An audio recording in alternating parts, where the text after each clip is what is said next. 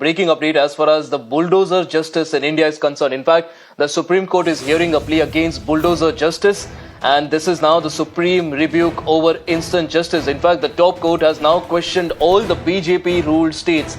We've seen how from Uttar Pradesh to Madhya Pradesh there has been a bulldozer overdrive.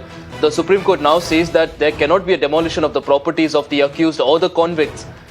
Now, the Supreme Court, of course, has called this a breach of rules. The Supreme Court will now also issue a pan-India guideline as far as how these sort of incidents should be dealt with. In fact, both the sides will now have to come up with suggestions. In fact, the September 17 is when the matter will be heard next. My colleague Gaurav joins us on the broadcast to get us more details on this. Gaurav, this is now the bulldozer justice that has been a major political flashpoint across the nation. A lot is being spoken about it, and now the Supreme Court also hearing this matter. Give us more details about what the top court had to say. बिल्कुल, देखिए, justice B R. Gavai की bench इस मामले में सुनवाई कर रही थी। जमीयत उलेमा हिंद और अन्य कुछ लोगों द्वारा इस मामले में सुप्रीम कोर्ट में याचिका दाखिल करके बीजेपी शासित राज्यों में अलग अलग जगहों पर हुई बुलडोजर कार्रवाई को लेकर सवाल खड़े किए गए थे। जब इस मामले की सुनवाई चल रही थी, उसी दौरान जस्टिस बी.आर. गवई ने एक बड़ी टिप्पणी की और उन्होंने कहा कि किसी भी व्यक्ति को सिर्फ आरोपी बन जाने के आधार पर उसके घर को बुलडोज या उसकी प्रॉपर्टी को बुलडोज नहीं किया जा सकता है। यहाँ तक कि उसके कन्विक्शन होने के बाद भी जो है उस बुलडोजर नहीं चलाया जा सकता है।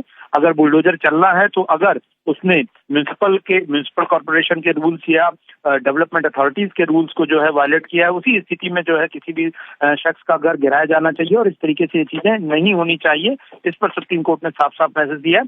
हालांकि इस मामले में सुप्रीम कोर्ट ने दोनों ही पक्षों से सुझाव मांगे हैं। सुप्रीम कोर्ट ने कहा है कि क्योंकि इस तरह के मामले लगातार आ रहे हैं, ऐसे में इसको लेकर एक पैन इंडिया गाइडलाइन बनाने की जरूरत है और सुप्रीम कोर्ट ने कहा इस मामले में वो 17 सितंबर को अगली सुनवाई करेगा। लेकिन जाहिर तौर पर सुप्रीम कोर्ट की इस टिप्पणी के बाद जाहिर तौर पर बीजेपी शासित राज्यों में जिस तरीके से बुलडोजर की कार्रवाई लगातार चल रही है, उसको लेकर कहीं न कहीं एक बैकफुट पर नजर आए। हालांकि कई राज्यों की तरफ से पेश हुए सॉलिसिटर जनरल तुषार मेहता ये बार बार कहते हुए नजर आए कि मैं खुद सॉलिसिटर जनरल ऑफ इंडिया और मैं इस बात का पक्षधर हूं कि कानून के हिसाब से ही कार्रवाई होनी चाहिए।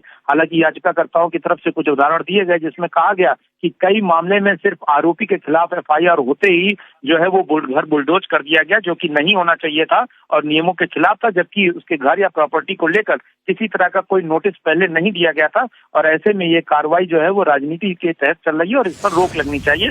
इसी को लेकर सुप्रीम कोर्ट ने फिलहाल ये बड़ी टिप्पणी की है कि किसी भी आरोपी हो या दोषी, उसके घर पर बुलडोजर नहीं चलना चाहिए। जी गौरव, बहुत बहुत धन्यवाद सारी जानकारी के लिए. So big observation there by the Supreme Court as well in connection to this bulldozer justice. There has of course been very polarizing views coming in from across the spectrum about whether this is right or wrong, and of course one of the allegations was that a lot of homes were demolished even without a proper notice, and all of this was being done for political reasons, and now the Supreme Court will hear the matter on September 17 next. We'll of course be getting you details on that.